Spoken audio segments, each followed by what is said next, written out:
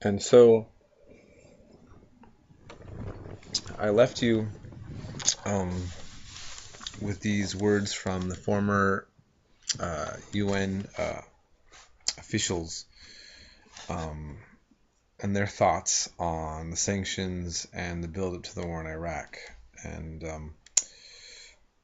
again, just kind of pointing that perspective out. So keep in mind that prior to 9/11 is when all this was happening. Okay? And in fact, what we do get is 9/11, 2001.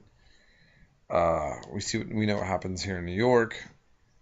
By the way, no one who committed the war, did 9/11, was from Iraq or Afghanistan. The official government story is that they were individuals not operating under government influence from Egypt and Saudi Arabia. So then what's the tie with Iraq? Well, let's talk about this a little bit. So if you remember at the time, we find out that 9/11 happens and Al Qaeda was Osama bin Laden is accused of taking credit for it, and they're living in Afghanistan as basically guests of the Taliban, who are are from Afghanistan. The U.S. government says, um, hand over bin Laden and his crew, or we're gonna crush you. Basically, we're coming in, and so the Taliban refuses to give up bin Laden and company, and a war in Iraq ensues. In Afghanistan, sorry, ensues. And then almost immediately, Bush says, we've got to fight against Iraq, or Iraq is this threat. And many people at the time found it jarring, but he kind of gave it this tone of like, well, um, that there was a link, but there wasn't. There was a theory that Iraq, after 9/11, that we couldn't mess around anymore, and that Iraq could attack us. Henceforth, we're going to have preemptive war, and we're going to attack them before they could attack us. Okay, and ends up being called our Operation Iraqi Freedom. Again, it's interesting. It's not called American Freedom. Isn't that what that's for? If the idea of preemptive war, then you would call Operation American Freedom, right? But he also tried to pitch it that we were going to overthrow a dictatorship and that the world would be safer if we implemented democracies into the world. Okay, so that was the other argument that was taking place between him and his crew. Well, what ends up happening is this preemptive war has close to 3 million displaced Iraqis, uh, estimated over 100,000 dead Iraqis, over 3,000 dead U.S. military, and over 30,000 wounded. My numbers may be a little off at this point, but that's essentially where we were at last year.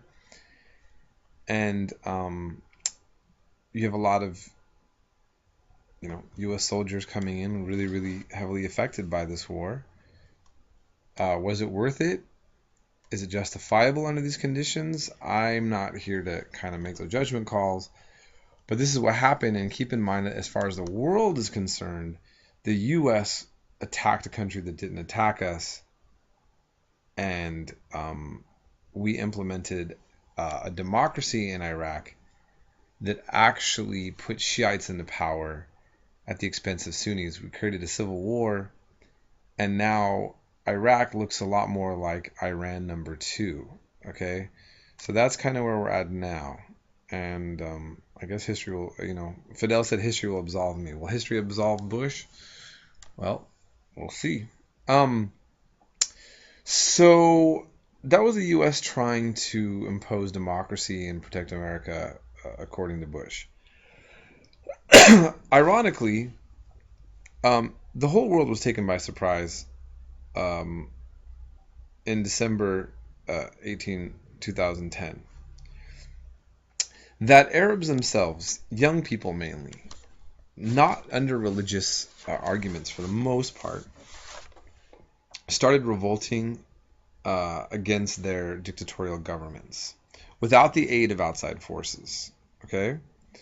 And what sparked it off was there was a Tunisian young man, a street vendor named Mohamed Bouazizi, and he got he had to shut his fruit stand down. He got humiliated, and he was so frustrated with his life, the inability to like even take care of his family, that he sets himself on fire. And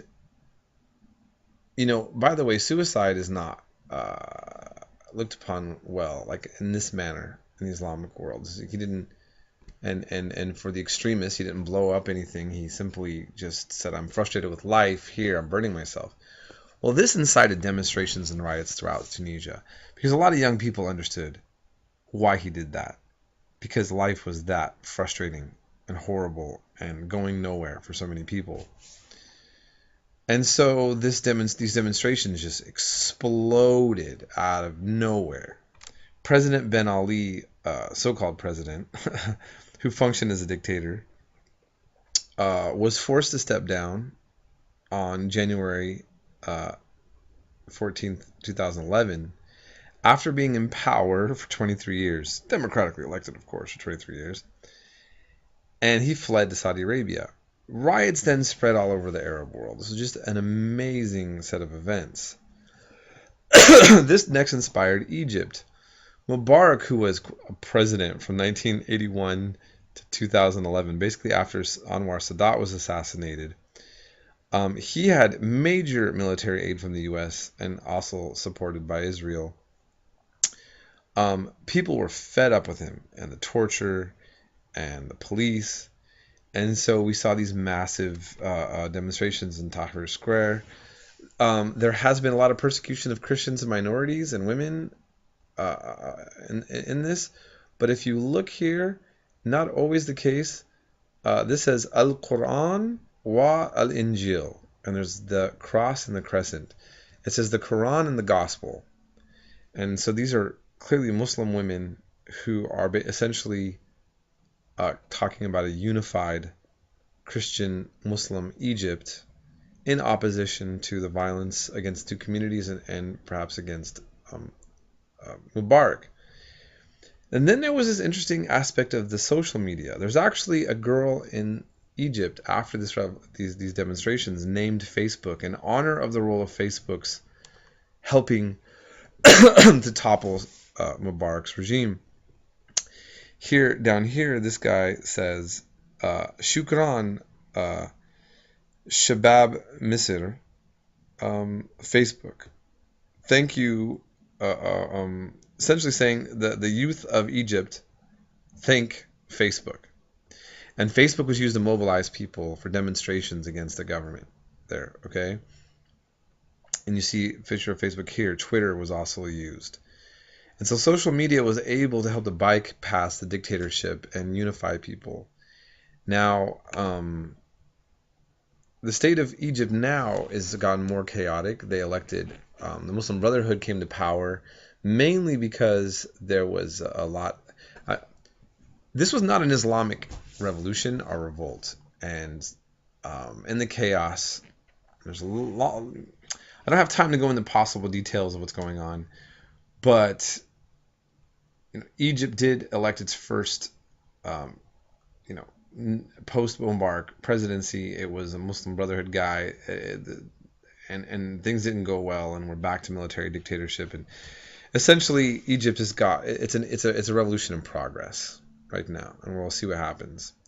So then where do we go from here? Because we're looking, I just mentioned a few places. I didn't talk about all the demonstrations and revolts everywhere. Essentially, America has been quite involved in the Middle East now, as opposed to the Cold War when we were stopping communism. I pulled up this because I just wanted to point out that Obama is known as the president of drones. Somebody put this together. Martin Luther King, I have a dream, and Obama, I have a drone. And you can just find these pictures everywhere on there.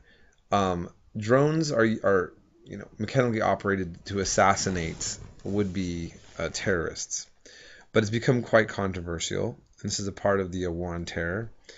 Here's a picture of a teenager, American teenager, and it was along with his father, who's 16, who was actually assassinated by a U.S. drone strike. The Constitution says that, you know, a U.S. citizen has a right, is innocent until proven guilty in a court of law.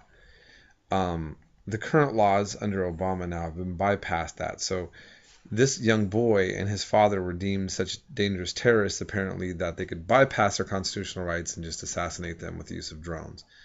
This is controversial to even many liberals and conservatives. And we now have a strong resistance in the Islamic world to U.S. dominance. We will fight until the end, inshallah, if God wills. So where are we going at from here? What's going on? Are we going to have a better world? How are we going to change things? Is that, what's going on? We're not going to be able to resolve this here. But essentially right now, there's a lot going on in the world, especially in the Middle East, and a lot going on with how the U.S. is reacting to it, as you've seen. It's time to pay attention. I hope that this class has at least given you some curiosity to delve deeper into your understanding of the world.